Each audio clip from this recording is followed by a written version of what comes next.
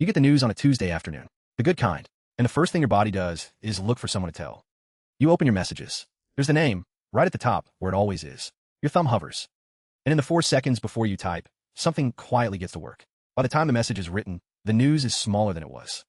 Read it back. Somehow it picked up a laugh at the end. Somehow it says, probably nothing will come of it. You wrote that. Nobody made you. Or maybe you called and heard your own voice do it live. It's not a big deal. I just got lucky. Anyway, how are you? Anyway, that word is a lot of work for you. It's the sound of a door being gently closed on your own good news. And notice the timing. You didn't lead with it. You slipped it into the middle of the conversation between two ordinary things, hoping it would pass as luggage. Then the strange part.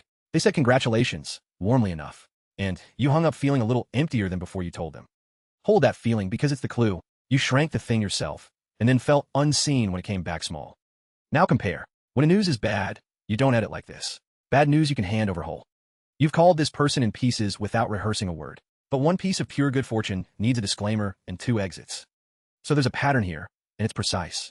Pain, you share full size. Joy, you fold twice and pass under the table. And the folding happens fast. Before thought, before choice. You hedge before you've decided to hedge. Which means this isn't a decision. It's a reflex. And reflexes are always protecting something. So it's worth asking the odd question directly. What, exactly, feels dangerous about being happy out loud? Here's the quiet science of it. People who study couples and close friends found something that sounds backwards at first. How someone responds to your good news predicts the strength of the bond better than how they respond to your bad news. Comfort, it turns out, is the easy part of love. Almost anyone decent can hold you when you're down. Because pain comes with a script. There are words for it, casseroles for it, a whole choreography everyone half knows. But joy asks for something rarer.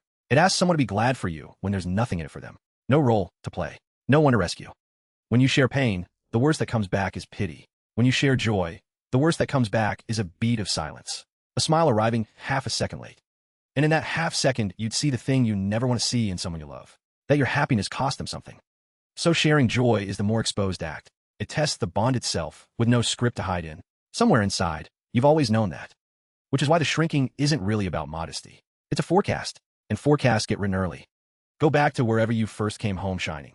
Arms full of some small triumph, ready to hand it over. And maybe the room couldn't take it that day. Someone was tired. Someone was worried about money. Your shine landed like a demand for energy nobody had. Or maybe a brother or sister was struggling, and your wins learned to come in quietly so they wouldn't sound like scorekeeping. Or the good grade got turned into pressure before it got to be a party. Keep it up. Don't let it go to your head. Nobody meant harm by any of it. Tired rooms aren't cruel. They're just tired. But children don't record intentions. They record weather. And the weather said, joy takes up room. Before you bring yours in, check how much room there is. So you learn to read a room before you shine in it. To arrive weather appropriate. To carry happiness the way you'd carry a full glass. Carefully, ready to apologize for spills. That was intelligent back then.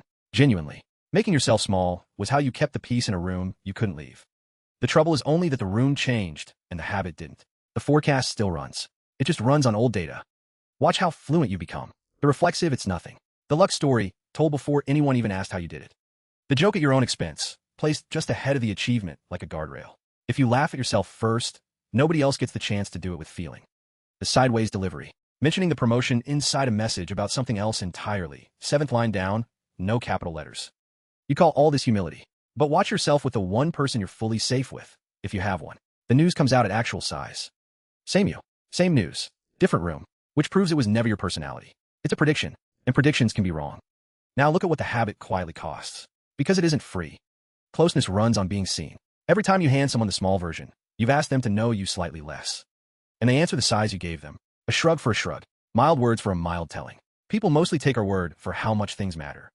Then comes the ache from earlier. You feel faintly unmet, and somewhere inside, you write it down as proof. See, no one's really that interested. But run the tape back.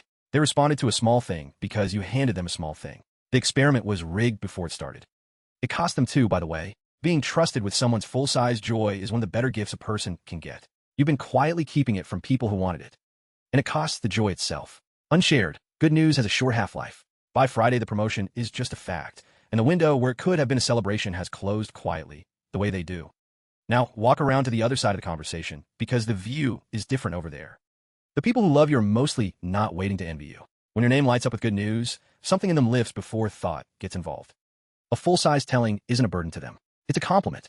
It says, I believe you're big enough to be glad for me. And most people can feel the muffling, even when they can't name it. The cheerful voice with the door shut behind it. Warmth through glass. Some of your friendships have been living on that glass for years. Kind, reliable, and one pain sure warm. There's one more turn here, and it's the one that keeps the whole thing running. Once or twice, someone really did flinch at your good news. A friend went quiet when you got the thing you both wanted. It happens. Envy is human weather too. And that one flinch confirmed a decade of forecast. One data point, running the whole policy. You'd never accept that arithmetic anywhere else in your life. So the habit protects you from a rare thing by guaranteeing a common one. To dodge the occasional flat beat of envy, you accept a steady diet of being politely unknown. And the shrinking confirms itself. You hand out small versions, get small responses, feel unseen, and shrink a little further. Around it goes, each lap a little tighter. Notice, too, who you become on the listening end. When a friend downplays their own good news, you hear it instantly. The too quick it's nothing. You want to shake them gently. That's it. That's you. Funny how clear it looks from the outside. Their smallness never once read as modesty to you. It read as someone flinching from a blow that wasn't coming. Somewhere in the last few minutes, a specific piece of news came to mind. The thing you're sitting on right now, or the thing you folded small last month. There's always one. And a specific person. The one who would have wanted the full-size version. Who still would. So maybe the voice that says don't make a thing of it can finally introduce itself. It isn't humility. It was never humility. It's a child, reading a room that stopped existing years ago. That child was right once. Checking the weather kept the peace. It was love, actually in the only size that fit under the door. But the rooms you live in now are not that room. The people at your table chose you, on purpose, with the lights on. They came for the whole person, and they keep being handed the summary. The flat beat you fear will still happen sometimes. Rare weather isn't no weather. But it will pass through you now in a way it couldn't when you were small and couldn't leave. Because that was the real difference all along. Not that joy is dangerous. That you once had no exit if it landed badly. You have exits now. You have your own rooms. So the next time your hands reach for the fold, you'll feel it. That half second where the news starts getting smaller while you hold it. You don't have to do anything with that. Just feel it happen, once on purpose.